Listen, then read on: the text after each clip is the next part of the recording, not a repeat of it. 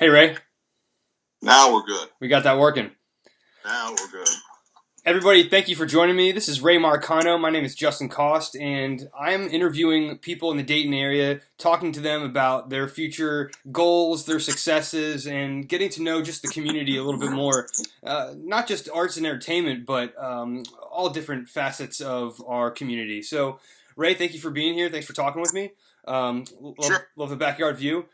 I've always noticed that you've been a great supporter of mine. You've done things for me. You've been generous. You've been really kind. You listen to my music. I know there was a time where my first album came out and you sat in the car with me and listened to it.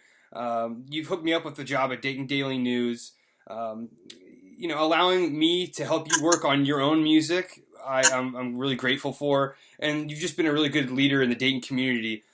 We met because I moved next to you. I was two houses down, and so you are also a friend of my parents. Just to go over a little bit of what you've done. I know it's not all, but you were a TED Talk speaker for Dayton. You're a songwriter.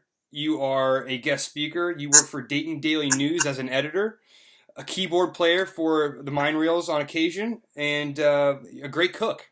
Did I hit most of that? I don't know that I'd say a great cook. I can certainly find my way around a kitchen, but I do okay.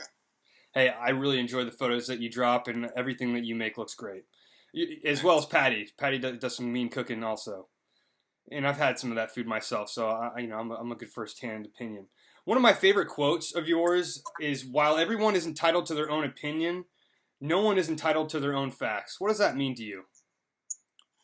Well, I mean, that's pretty simple. I Yeah, mean, everything is so polarized nowadays that facts are now becoming what you believe, not objective facts. So everybody can have an opinion. You can, for example, have an opinion on whether or not a city in our community spends too much money.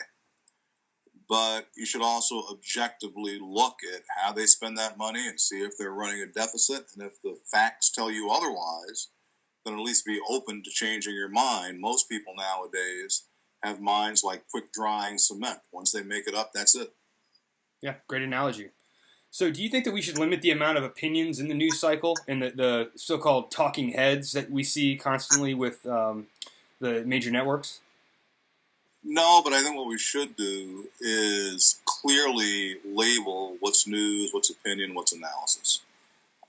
Most people don't understand that. It confuses people. So, and I think that gets the media in trouble. So you're always nowadays going to have news, opinion, and analysis blending in. Whether I think that's unfortunate or not is beside the point. It's what's happening.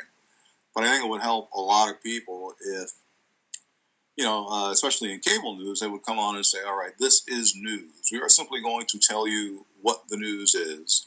And now we've got somebody who's going to analyze it. And now we've got somebody who's going to give their opinion on it. Giving their opinion on it doesn't mean that it's news. It just means it's their opinion. Right. Yeah, we don't see that a lot. They need to specify for sure. Do you think the media focuses mostly on negativity? No. It's been a complaint for all the years that I've been in media. The media is not relentlessly focused on negativity. They're focused on what the news is.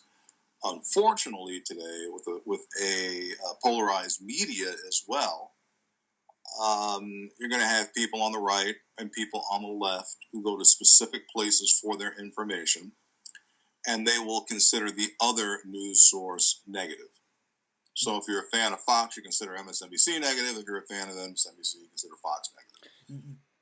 Do you feel like that's causing a wider independent gap, or even I'll say this way, a greater independent population? Well, no, it's not. It's not resulting in more independence. It's resulting in further polarization. Okay, so what you're saying is it's continuing to polarize, and there's not many people that are saying, "Look, I'm not on either side. I'm."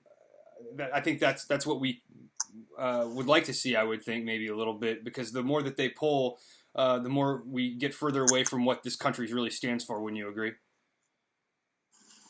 Well, when you say, independence, if you're talking about independent and, I guess, moderate news sources, there's almost no such thing anymore.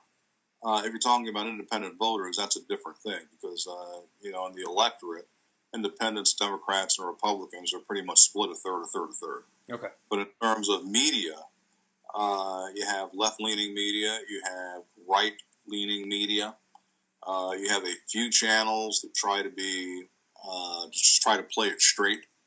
But what those channels have quickly figured out is that if you try to play it straight, you don't have a bullhorn to just yell and scream about something. It hurts your ratings. Right. So, they start going down that path as well, and I just think that's bad for everybody. It's bad for the media. It's bad for the public. I agree. What news sources do you rely on? New York Times, Washington Post, Politico, 538.com, Real Clear Politics. Those are just a few. That's the news aspect of it. Now, I also read the English language version of Pravda, the Russian newspaper, as well as The Guardian in London, because they're both free online. Okay. For sports, all kinds of stuff, because I'm a sports fanatic. So if there's sports news, I'll read it. I'm a huge fan of NPR. Oh, I love NPR. Listen to them. I could listen to them all day. It's not just political news. It's entertainment news. But also, there's a lot of fun facts that they throw at you. There's a lot of really, I would call cute news stories that are always interesting and kind of brighten your day. So yeah, I think if every news source would be like NPR, we'd all be better. I agree. How long did you work for Dayton Daily News? Well, I'll break that up. I'll answer that question a little differently. I worked for Cox Media Group for 30 years. Okay. And in that time, I worked for the Dayton Daily News for 24 of them, I believe, before I went over to work on the corporate side of the business. Okay. And what did you prefer? What did you like better?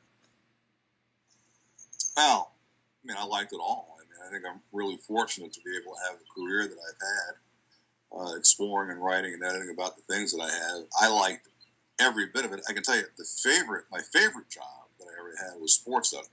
That was amazing. To be in your early 30s, running around covering sports for a living, sign me up for that.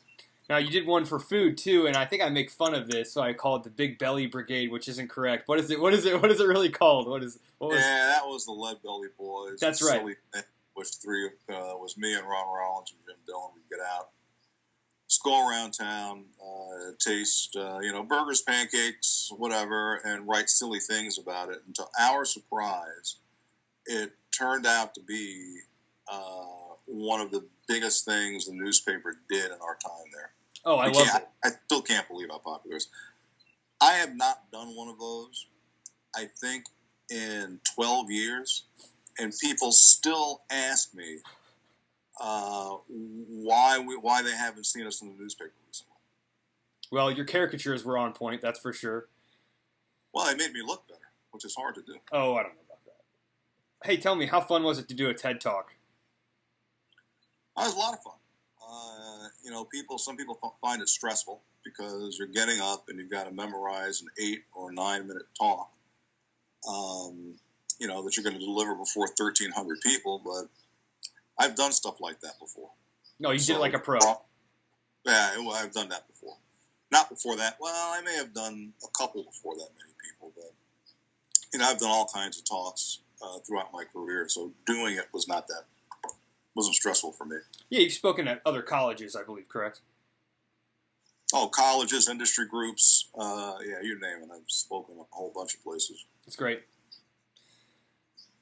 Talk to me about tribalism as it pertains to the Civil War. You had mentioned that in your TED Talk, and I'm interested in talking about that a little bit. Well, I was drawing an analogy with that. The analogy I was drawing was that today's tribalism is dangerous for society, and that tribalism is what started the Civil War. Right. You have people in the North and people in the South who believed two very different things. nobody wanted to compromise or agree, even though the thing they were trying to compromise and agree on is arguably one of the biggest stains on this nation's consciousness, which is slavery. Right. But tribalism started that war.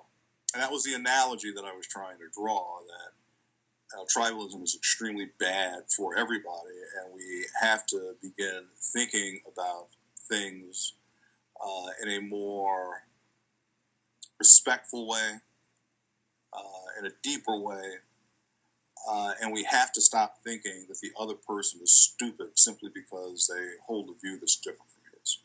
Yeah, we live in a world now where a lot it means for there's a lot that means for people when it comes to their culture and their personality. There's such diversity is what I'm trying to say anymore, that we can't argue that. And one thing that I always think about is segregation and Martin Luther King, and that he made a point that there's still an issue from the Civil War hundreds of years ago, after it happened, and creating, more of an issue and more of a buildup of a problem. And that's one of the reasons we're at where we are today. And just the assassinations of John F. Kennedy and Robert Kennedy and Malcolm X and many others trying to stand up for peace and for love and people getting along and getting together as a country is the most important thing we could do. It could strengthen us tremendously. And, that's the problem that I've had about it. And it's very upsetting that we're still here today.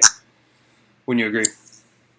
Well, shouldn't be surprising. I think people are, how do I put this? I think that well-meaning white folks remain stunned that we have not come further than we have, because they don't see racism in their daily lives. They don't have racist feelings. They have either family members or friends who are black, so they're going like, I don't see the issue. Right. But what people forget is that we are not that far away from the end of systematic, legalized racial segregation in this country. So here's the way I like to explain it to people, so they can look at it in a different way.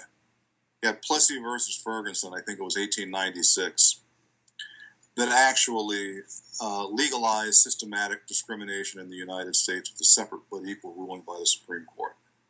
They didn't reverse that till Brown versus Board of Education in 1956, I believe. Right. Then it took another 20 years after that for the last court decision that outlined busing for racial segregation. That's just 1975. That's 40 years ago, right? Right. 45 years ago. That's a generation and a half.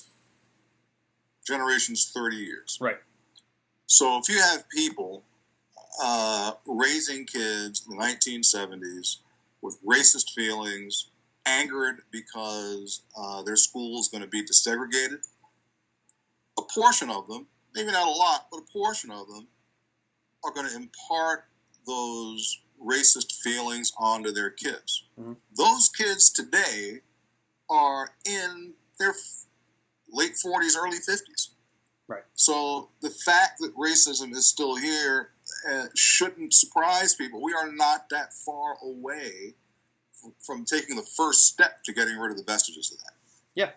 It comes from a fear of the unknown and people not being comfortable with change, ultimately. So yeah, I'm with you on that.